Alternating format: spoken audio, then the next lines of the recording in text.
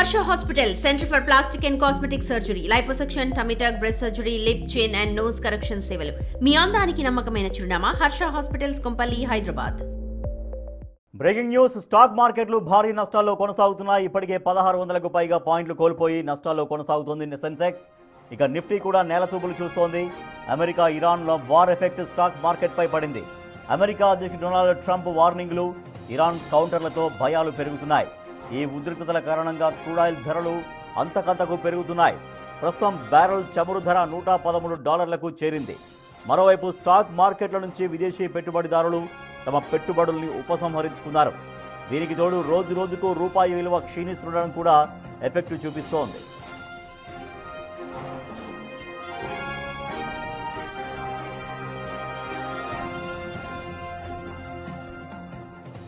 Stock మార్కెట్లు భారీ నష్టాల్లో కొనసాగుతూ ఉన్నాయి. ఇప్పటికే 1600కు పైగా పాయింట్లు కోల్పోయి నష్టాల్లో కొనసాగుతోంది సెన్సెక్స్. ఇక నిఫ్టీ కూడా నేలచూపులు చూస్తోంది. America Iran war effect stock మార్కెట్పై పడింది. అమెరికా అధ్యక్షుడు ట్రంప్ వార్నింగులు, ఇరాన్ కౌంటర్లతో భయాలు పెరుగుతున్నాయి. ఈ ఉద్రిక్తతల కారణంగా క్రూడ్ ఆయిల్ ధరలు అంతకంతకు పెరుగుతున్నాయి. ప్రస్తుతం బ్యారెల్ చమురు ధర $113కు చేరింది. మరోవైపు స్టాక్ మార్కెట్ల నుంచి విదేశీ పెట్టుబడిదారులు తమ పెట్టుబడుల్ని ఉపసంహరించుకున్నారు. దీనికి తోడు రోజు రోజుకు రూపాయి విలువ క్షీణిస్తుండడం కూడా ఎఫెక్ట్ చూపిస్తోంది.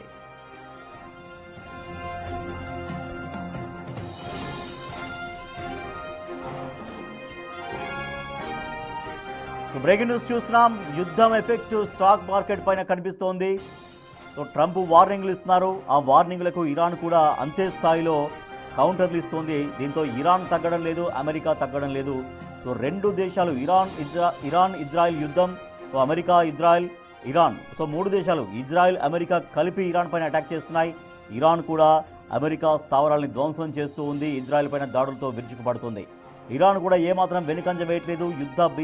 యుద్ధంలో ఒక భీతావహ వాతావరణం కొనసాగుతూనే ఉంది. యుద్ధం ఎఫెక్ట్ అన్ని రంగాల్లో కనిపిస్తోంది. ప్రధానంగా స్టాక్ మార్కెట్ పైన యుద్ధం ఎఫెక్ట్ ఎక్కువగా కనిపిస్తోంది. ఇప్పటికే 1600కు పైగా పాయింట్లు కోల్పోయి నష్టాల్లో కొనసాగుతుంది సెన్సెక్స్. నిఫ్టీ కూడా పూర్తిగా నేల చూపులు చూస్తున్నటువంటి పరిస్థితి. అమెరికా ఇరాన్ల వార్ ఎఫెక్టు స్టాక్ మార్కెట్ పై పడినట్టు స్పష్టంగా తెలుస్తోంది. అమెరికా అధ్యక్షుడు డొనాల్డ్ ట్రంప్ వార్నింగులు, దానికి ఇరాన్ కౌంటర్లు ఇస్తోంది. ఈ భయాలన్నీ కూడా పెరిగిపోతున్నాయి.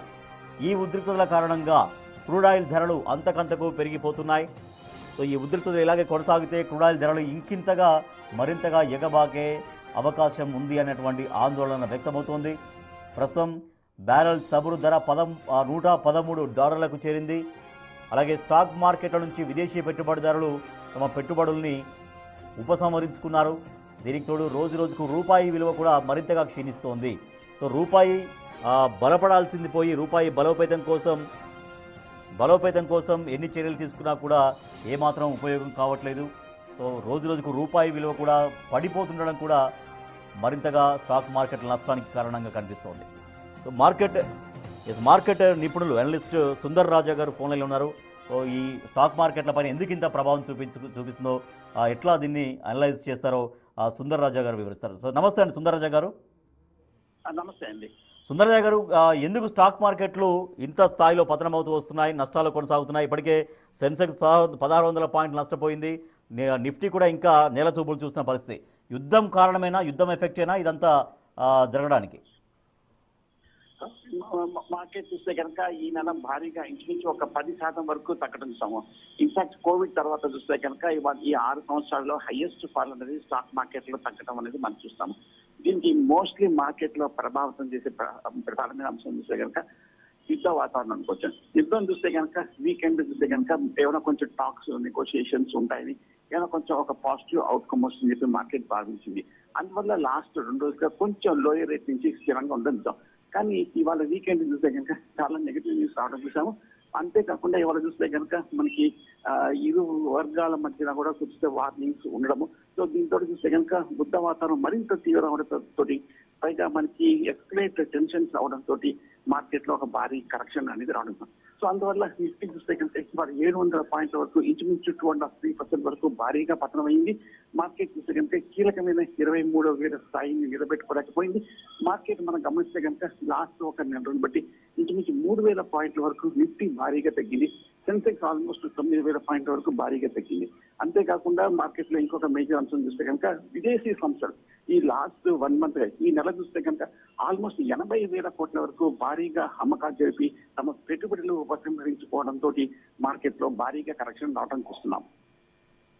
సో ఇప్పుడు సుందరరాజు గారు, ఇప్పుడు రూపాయి విలువ రోజు రోజుకు మరింతగా క్షీణించడం కూడా ఒక కారణంగా చూడొచ్చా? సో రూపాయి ఎందుకు ఇంత మరింతగా క్షీణించుకుంటూ వెళ్తోంది? సో ఈ పతనం ఎప్పటిదాకా కొనసాగేటువంటి ఆందోళన కనిపిస్తోంది?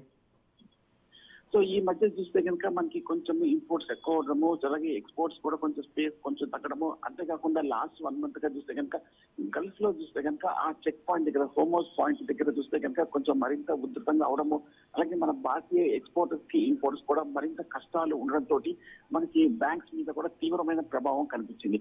సో అందువల్ల చూస్తే కనుక మనకి ఈసారి కూడా చూస్తే కనుక ఇంపోర్ట్స్ మరింత పెరిగే అవకాశాలు ఉన్నట్టుగా వార్తలు రావడంతో, అలాగే మనకి ఎఫ్ఐస్ కూడా భారీగా వాళ్ళ డాలర్స్ తీసుకోవడంతో మార్కెట్ లోకి డాలర్లకి భారతీయ ఎకానమీలోంచి మరింత డిమాండ్ రావడంతో రూపాయి భారీగా పతనమైంది.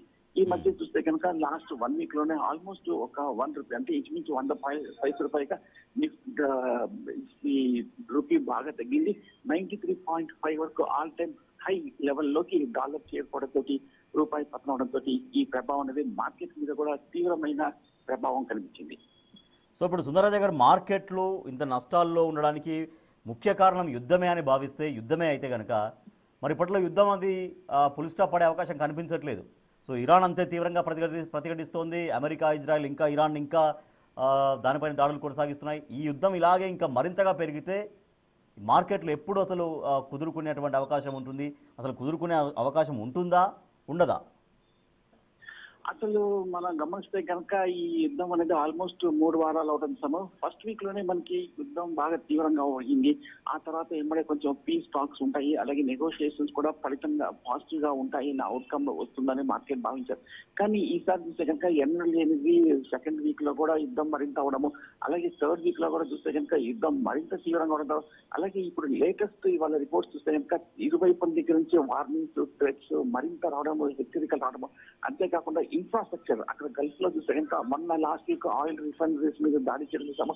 ఇవాళ చూస్తే కనుక కొన్ని ఇన్ఫ్రాస్ట్రక్చర్ మీద కూడా భారీగా కొంచెము అటాక్ చేస్తామన్న వార్తలు రావడంతో మార్కెట్ లో ఈ నెగోషియేషన్స్ అన్ని కూడా ఫెయిల్ అయిపోయినట్టుగా ఆశలన్నీ కూడా కొంచెం చూస్తే కనుక హరియాసలు అవడం చూసాము.